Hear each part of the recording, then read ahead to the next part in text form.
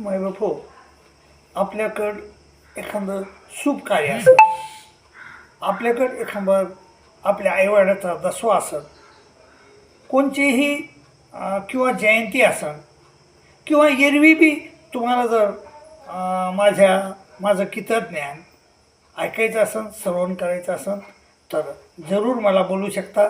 ते बी एस टीच्या अर्ध्या तिकिटामध्ये एकही पैसा आगाऊ द्यायचा नाही. मला जेवढं अर्धं तिकीट लागेल तेवढंच द्यायचं. ते बी घेतलं नसतं माझ्या बाबा तुमच्याकडून, पण मला अजून 5 वर्षे बाकी आहेत. 70 वर्षे झाली माझे.